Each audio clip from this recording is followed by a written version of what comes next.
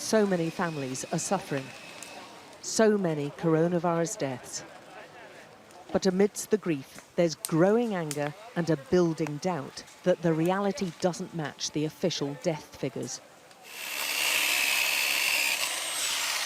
This small crematorium in East Delhi is working all hours to keep up. The pyres are close together to try to fit in as many as possible. And when we visited, we counted at least 30 active pyres. Several ambulances arrived with more bodies.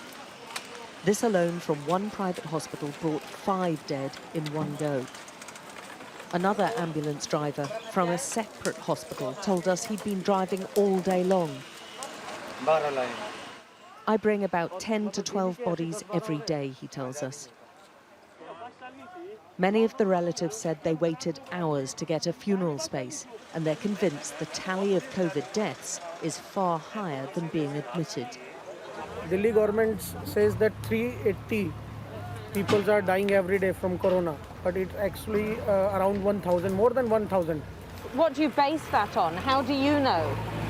We know because we visit many hospitals with our patients. There is no beds available, and in cremation area we searched 2 or 3, but there are no space.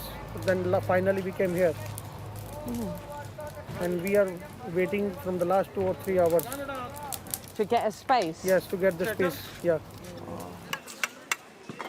They're so busy, the crematorium's being extended with another 100 spaces. The biggest growing industry right now, with most shops closed in the lockdown, seems to be the graveyard business.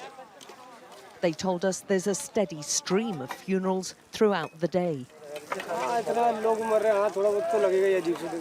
So many people are dying and brought here, he says. Daily, at least 250 to 300 bodies are brought here. We see it. All the deaths are meant to be logged with the funeral officials, so we inquired about the daily figures. Just tell me how many. What's the problem with telling me how many? Just tell me how many have you registered today? How many deaths? How many? Yeah. How many? The answer didn't even match what we'd seen that hour. 20. 20 today. Even being conservative, the figures are double. And that's just in this crematorium, with 18 other official sites in the capital. Many of the relatives are deeply suspicious. 80% of the deaths are due to the medical negligence here.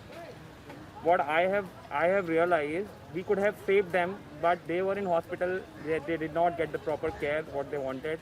And because of the lack of the oxygen, lack of the medicines, lack of the injections, people are dying here. In neighbouring states too, there seem certain discrepancies about the death statistics. Our researchers in Uttar Pradesh counted at least 25 bodies waiting for funerals and about 8 lit in Ghaziabad, and a lot of angry relatives frustrated at the process.